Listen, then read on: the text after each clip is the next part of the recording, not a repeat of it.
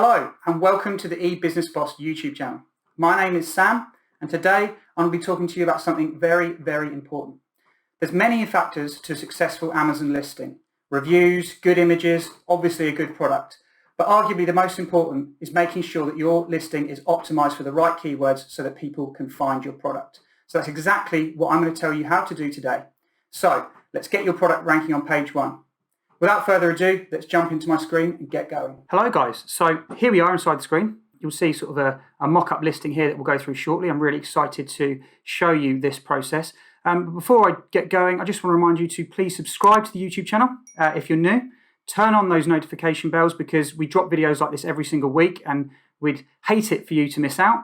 And of course, please like and comment. We love to hear your feedback and it spurs us on to create more content. And actually, that leads me on nicely to why we are doing this video. Because if we hop over here, I will show you. So this is a previous video I did, which goes through how to actually find the keywords you need for your Amazon listing. And we had comments and people contacting us through various channels that we have, website and whatnot, to say, can you please show us how you apply those keywords to a listing? Because this shows you how we get them, but I didn't actually go through what we then do with those keywords and where we put them in a listing. So that's why we're here today, essentially, and led on to this video. It's based off this product or this listing. The example is it's about a hanging fruit basket. So I just want to show you this so you have a visual as I'm going through the process and talking about all these keywords. At least you can relate it to an actual product. So as I say, it's based off this video as well. So it's definitely worth you watching this. We'll leave a link to that. Because it leads on nicely to what I'm about to go through. I will skim over briefly in a second how I found the keywords and whatnot, but for the detail, you are going to want to watch this video, and it's really, really important that you do. Let's actually get into the meat of this video then and how we get those keywords and put them into a listing to make it optimized and hopefully help you rank your product on page 1. So we use a spreadsheet basically for our keyword research, and this is it here. So what we do is we use Cerebro. Now, Cerebro, this is an appropriate time for me to mention, is a tool within Helium 10. So Helium 10 is a software, Amazon seller software. We use it for pretty much everything from tasks like this, like keyword research and building our listings, to actually finding products. There's so many useful tools on there. If you're interested in using Helium 10 and signing up, then we'll leave a link below in the description. But we do make a small commission. I just need to mention that. So anyway, back to our spreadsheet. So we use Helium 10 and their tool called Cerebro, and to strip all of the keywords from the top 3 competitors of the product that we're looking to sell. So we find the best sellers of hanging fruit baskets in this example, and we take their keywords and create a list here. You then also use Magnet, which is another tool on Helium 10, so to draw all the associated keywords to your main keyword. So say, for example, we work out that hanging fruit basket is going to be a main keyword that we have in our listing. We then use Magnet to give us all the other keywords that are associated to this on Amazon.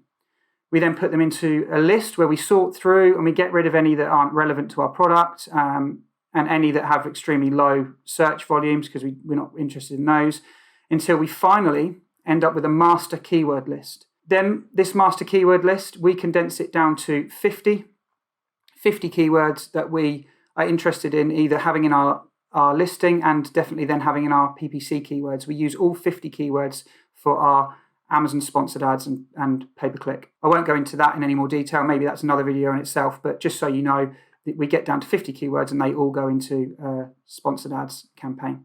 But in terms of the listing, as you'll see, we color code. We give what we regard as our best 3 keywords, we color them yellow, then another set down to 10, so the next 7 we do in purple, and then another 10 in blue and the rest in green. And those are color coded in terms of importance for us to have within our listing. How we define a keyword as being good, if you like, it's a number of factors really. First of all, relevancy. As you can see, the product we're selling, that is exactly what it is. But also, importantly, it needs to have decent search volume because that's the whole point in an optimized listing. You need keywords that are generating a lot of traffic, so then it turns into sales. So we're looking for highly relevant keywords with a lot of search volume. Again, you may notice that there's some further down here that are highly relevant, good search volume, but we haven't put them as high up. One of the reasons for that could be that obviously we need these keywords to make sense within our Amazon listings. So if they don't actually read very well and work within a sentence, then we're not going to use them. We'll just use them on PPC, for example. Let me see if I can think of an example here. Hanging fruit basket 3-tier. I mean, that isn't that great of a read, if you understand what I'm saying there. So that's probably why it's not further up. Anyway, that's how we sort of categorize the importance and color code our keywords. And this is all, and the next bit I did get to in the last video was Frankenstein. Now, Frankenstein is essentially, you take all of your keywords from your master keyword list and you put them through Frankenstein, and it leaves you with keywords that you can use for your back end of your listing, which again, we will get to how this can change once you've actually written a listing shortly.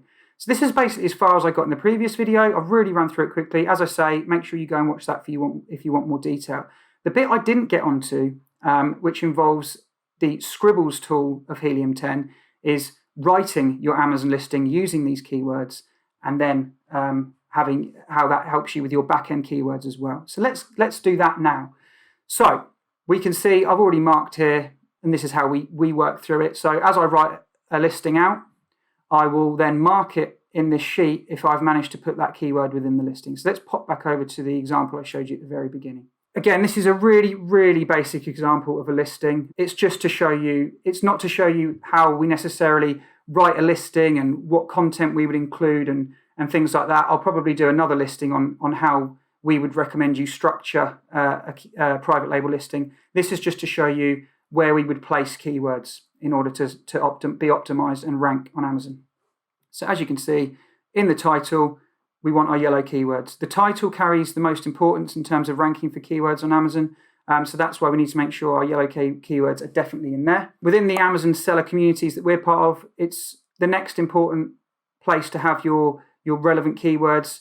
Your high traffic keywords are your bullet points and your back end. They tend to carry sort of equal weight in terms of importance on Amazon. And then finally, the description. What we tend to do, if we can, is try and get at least one or hopefully all of our yellow keywords somewhere within each section of our listing. So as you can see here, I've managed to get yellow keywords in the title, the bullet points, the description, and the back end, which I'll get to the back end a bit later.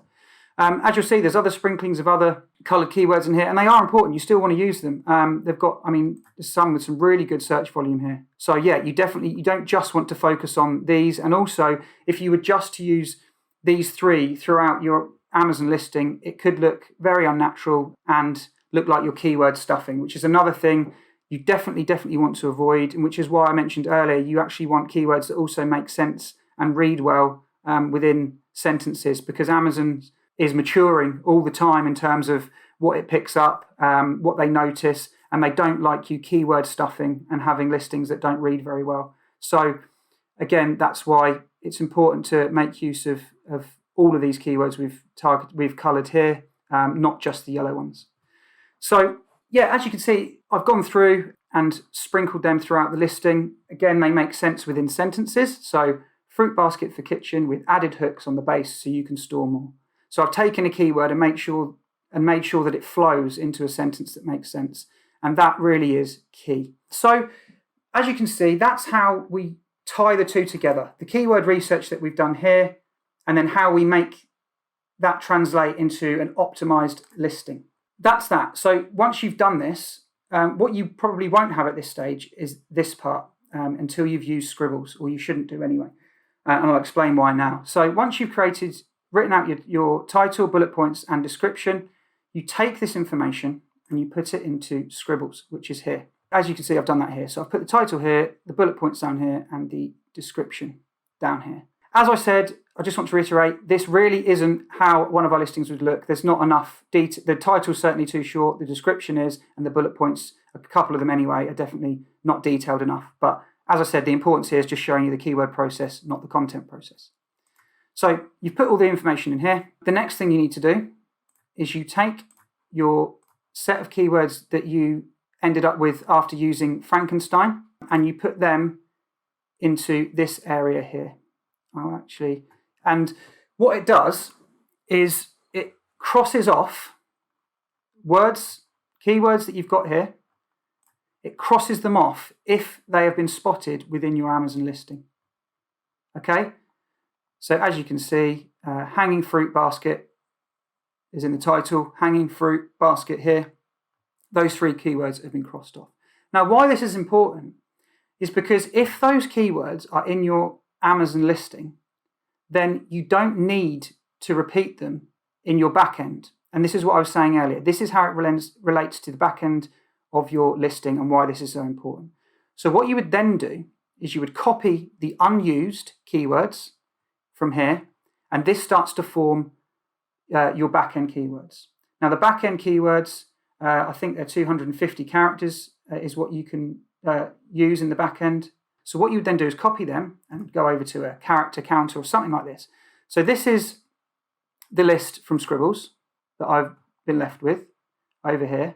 And as you can see, that's 256 characters. Okay, so if we wanted to use these as our backend, then we just need to go along here and take out a word or 2, maybe, just to reduce it to under 250 characters. So what you do is you take out the words that you felt were least relevant to your product, because you want the ones that are most highly relevant.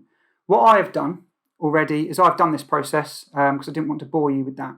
But what I've also done, so if I get rid of I have used this list, and you'll see in a moment, actually what I'll do is I'll copy it in. So this is my back-end keywords, as you will see from here.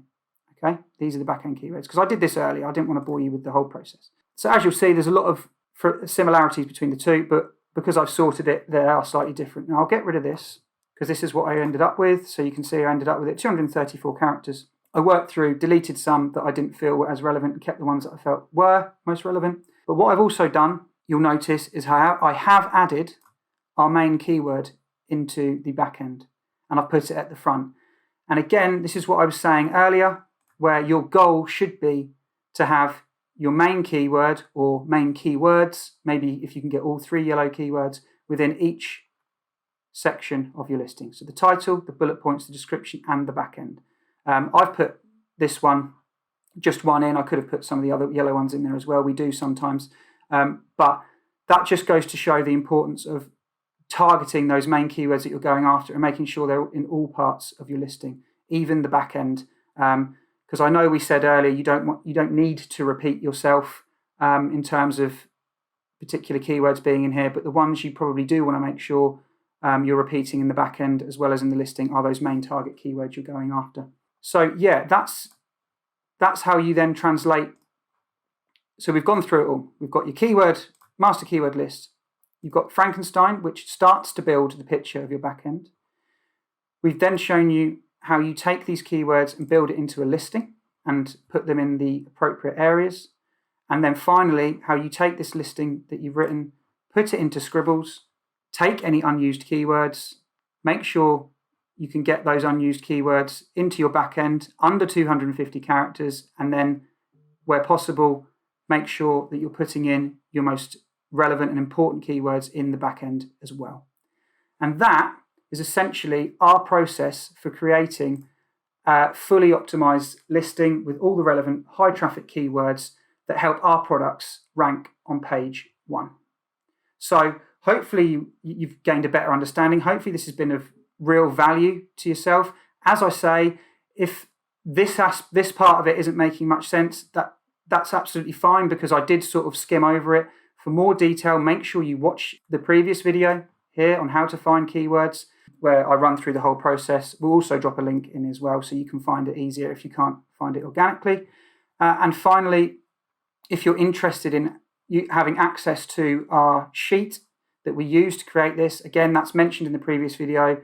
And also you can get it by subscribing to our course, where we provide some of these materials for you. Again, we'll drop a link for that in the bottom.